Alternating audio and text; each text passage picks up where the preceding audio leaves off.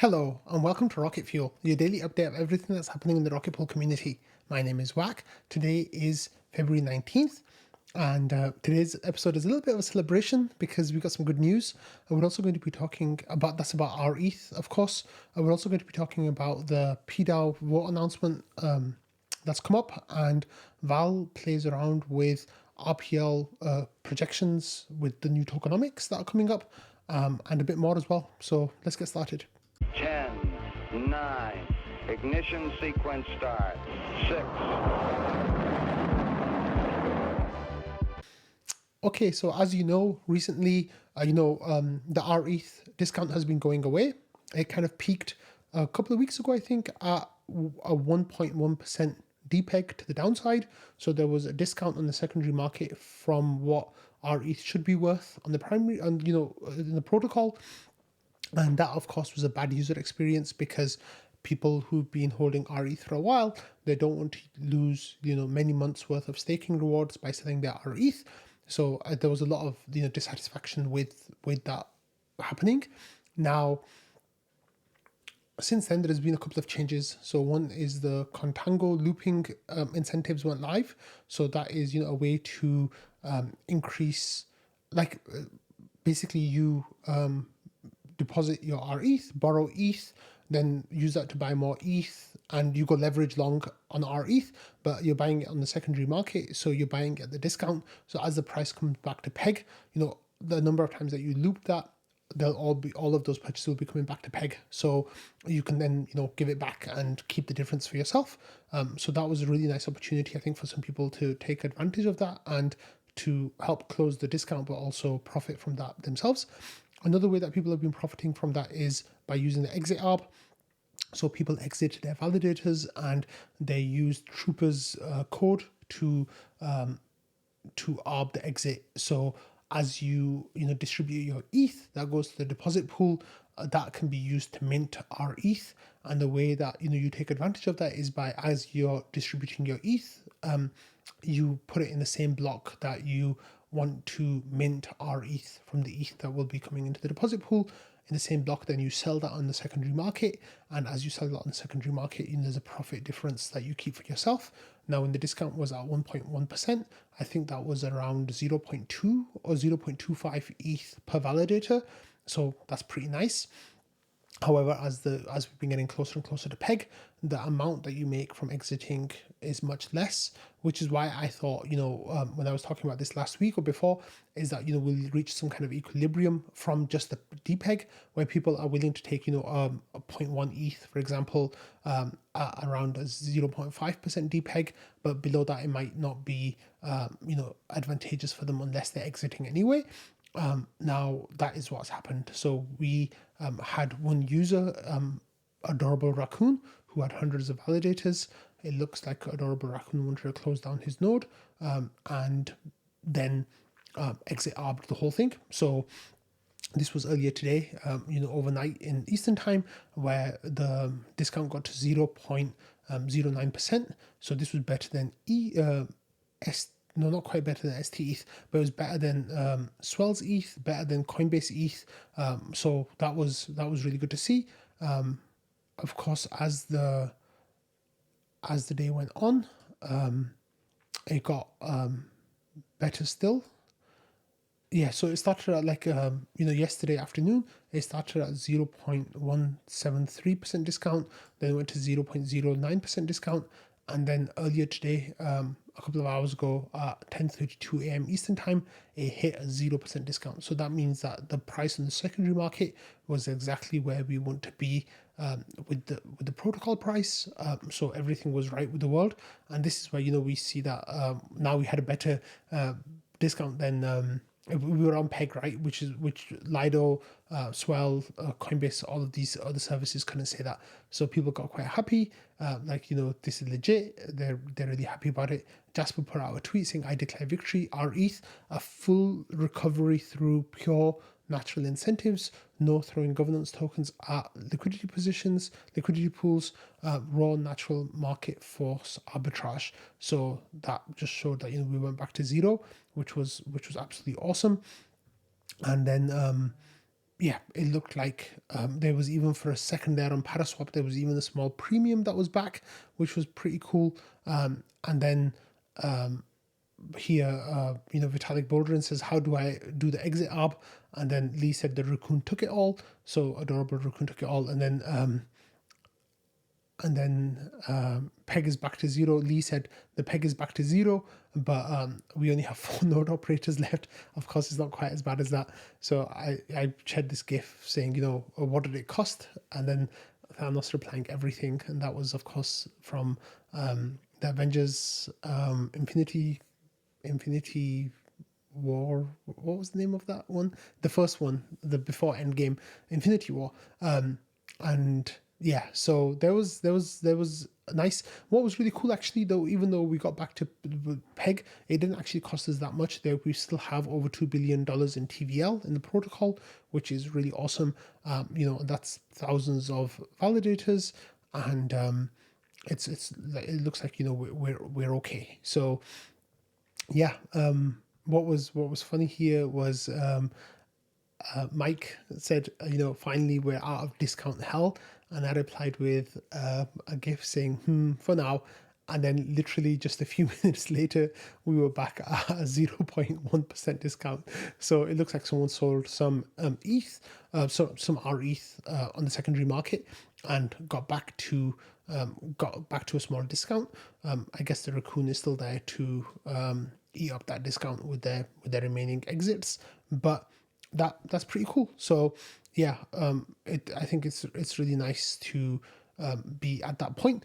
Here Halulu said that getting to a 0.1% discount, looks like someone sold around 1,000 ETH worth of rETH.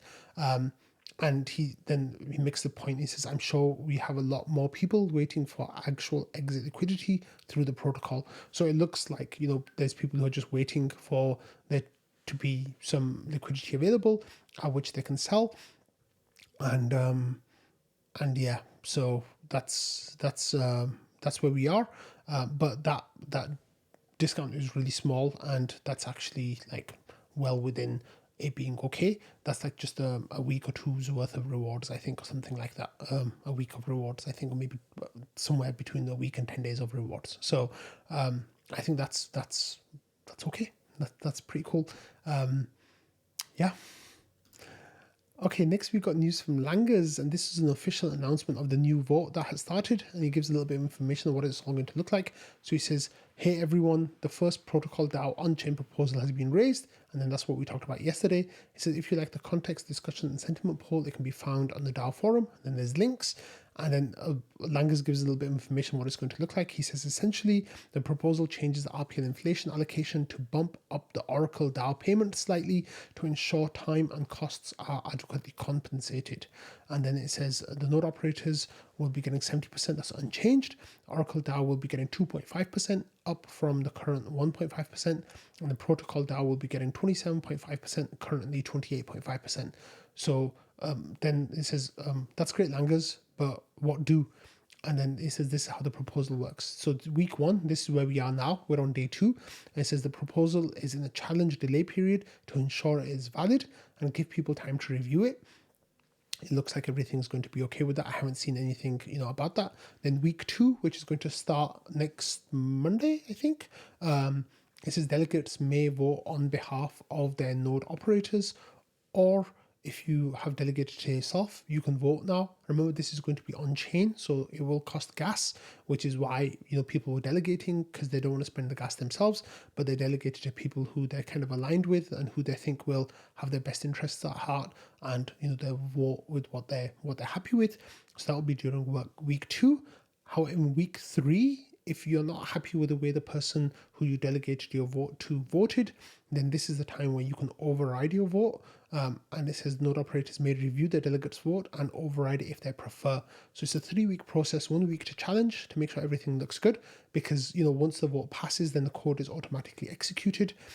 So that you have to be really careful about that. And then the weeks 2 and 3 are just to make sure that everyone's got all their ducks in a row, everything's looking good.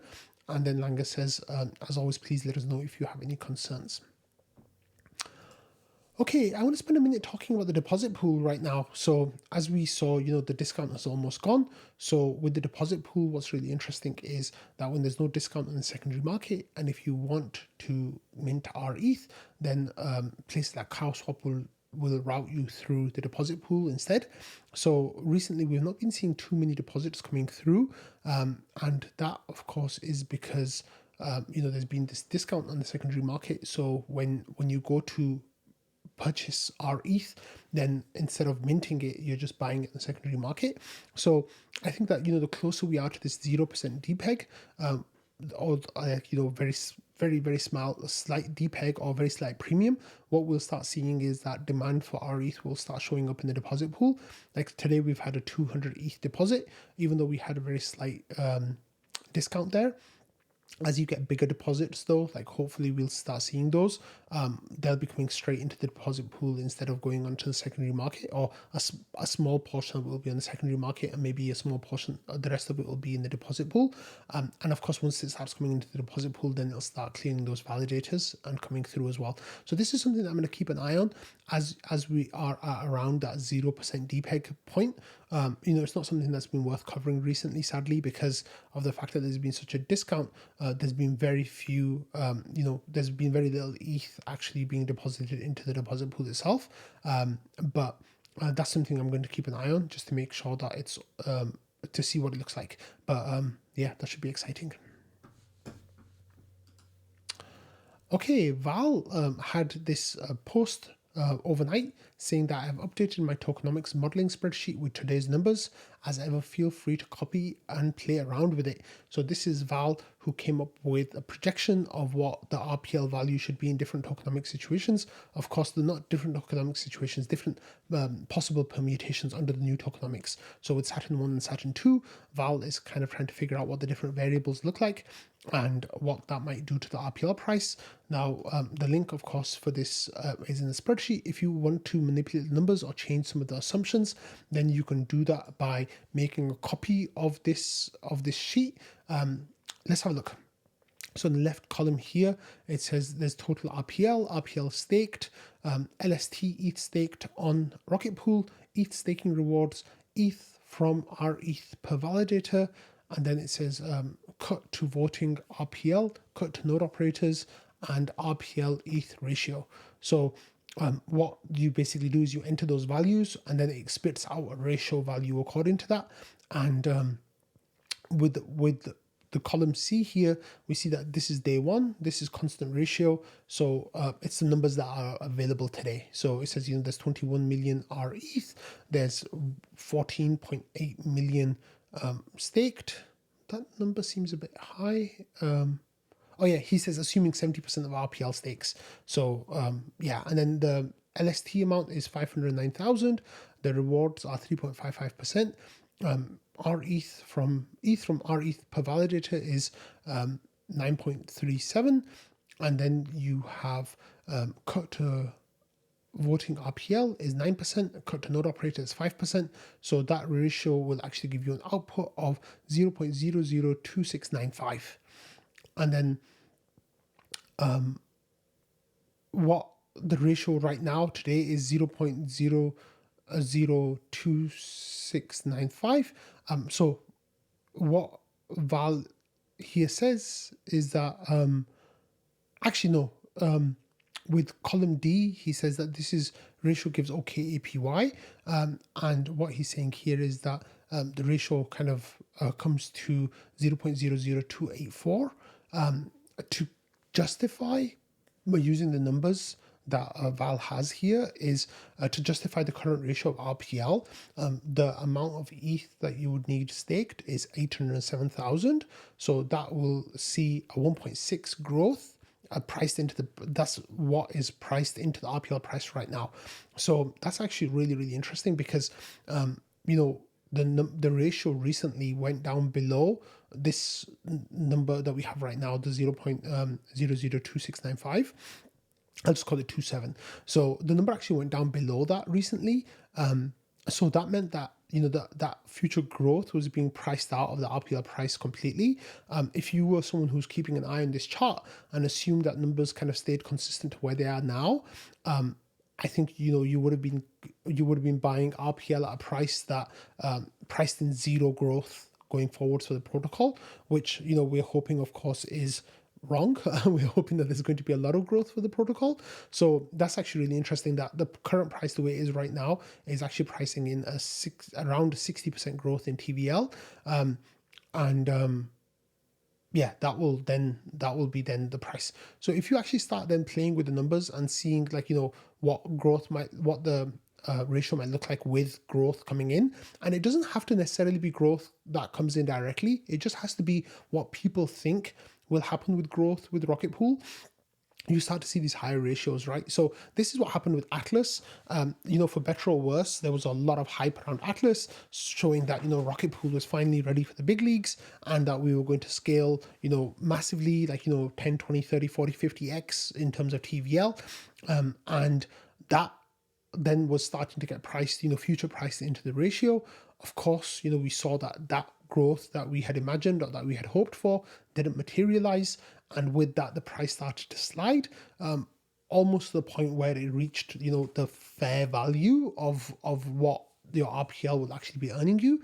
Now, once you start playing around with those growth numbers again and start seeing there's a possibility for growth again, what happens is that you start getting different numbers for the RPL. So here Val says that if there's a 10 times growth on the ratio, what you will see, sorry, not on the ratio, on the amount of ETH that's staked with Rocket Pool. So if we go up to 5.1 million ETH, then the floor price of the ratio at that point should be 0.017 as the ratio. So that's a good 7x from here, from where it is now. Oh no, 10x. Oh yeah, no. So it would be a 10x from now in terms of TVL, but it would be a 6 and a bit x from what the price that is factored in now. That's 807,000 up to 5.1 million. That will then be the the floor growth. So that's what it gets into. That's without any speculative value at all. And then if you do 20 times TVL increase, that will then take you to those numbers that we saw during the all-time highs. So that is how you get to a floor value of 0.03406, which is just below the all-time high. But if you get 10 million rETH staked with Rocket Pool, then that would be the floor of the RPL price in terms of the value that the token is accruing, which I think is absolutely fascinating without any speculative value. So, there's now, we're in a deep bear market for ETH and for alts. I think just naturally, as a bull market might or might not appear, if a bull market appears for these tokens, then RPL should be able to start trading at a speculative premium again, like with multiples, like every token that is out there, not working at its absolute floor like it is pretty much right now. When you start then getting those increases in TVL, it's it'll be higher than the absolute floor value. So I think that's really, really interesting. Val here does have a few notes. He says mental model is that the RPL is more volatile, so it should command slightly higher APR. I'm going with 0.25%, somewhat arbitrarily. This is used for every column after C. He says note that all this gets a reasonable fundamental value. Fundamental value is very different from market price unless an asset is very mature. So that's the point I was making, is that even though you will get a fundamental value, you will still get speculative price on top of that, and that could go a bit higher. And then he says large grain of salt. He says there's tons of uncertainties, good and bad. This ascribes literally zero value to governance. This ascribes zero value to using RPL, such as in liquidity positions as collateral or whatever. It's unclear what competition we'll see over time for node operators or for LST commission. It's unclear how far our moats, like brand community, etc., will carry us or not. We might find a source of exogenous revenue. Ethereum devs might change staking rewards in general. MEV might change dramatically in any direction. Large institutions may make a splash with their funds. People might like the token because memes, narrative, etc. So all of those things play, do different things to the value. But this is like kind of how Val has worked out that fundamental value number. So that's really, really interesting. Of course, to do with that what you will. None of this is financial advice. Okay, moving on to some staking news now. We're going to be talking about NodeSet here, and NodeSet are depegged. So xrETH overnight was at a 4% discount. So xrETH actually has very little liquidity on the secondary market. It's very much a token that people are minting and just holding. And the analysis that NodeSet did, before launching Constellation with Gravitar, was that the majority of people who mint an LST just hold it. So they're very much catering to that crowd for right now. The problem that happens is that when someone does want to sell their token, then it will hit the liquidity in their pool because it's so small quite hard, and it will cause a depeg. So here there was nearly a 4% depeg, which is quite significant. However, this depeg was quite short lasting, and it went back down to 0.738 that you can see here. So it's not quite back on peg, but it's much better than it was. So someone out there, saw that there was such a big depeg, they could make a year's worth of staking rewards potentially through buying it at that price, and then they bought it, and then they'll wait to redeem it or whatever until they can get their fair value back. So that's a nice little profit for someone who's willing to kind of like arbitrage that. Now, this was shared by Halululo in the NodeSet Discord, and he asked, there's nearly a 4% discount. At what point does exiting validators become a real option?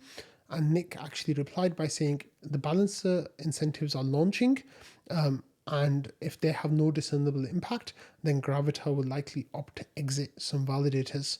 So yeah, and then it turned out, Atomic Whale here says, turned out that Halulu posting it in trading was enough to get us back to peg. He is the invisible hand or its shadow. So yeah, the great thing here is that, Halulu was able to, well, the word got out that there was a 4% depeg. Someone thought that was really sweet. So they bought it up on the secondary market thinking that's good enough for me. I will take that. Of course, if the time comes where people aren't willing to take it, then it looks like the incentives are coming through for Balancer if Balancer incentives launch. But then that should add a lot of liquidity to xrETH on the secondary market, which means that people will be able to swap in and out a lot more easily. But if that doesn't have an impact, then they could exit validators to kind of pay back people at the peg rate, which of course is really good for them. So yeah, on that note, that's going to be it for today. So thank you all for watching, listening, and being part of the Rocky Fuel community. Being back at peg feels nice, and I'm hoping that we can stay there for a while and get the protocol growing again. So thanks for watching, everyone. I'll see you all tomorrow. Bye.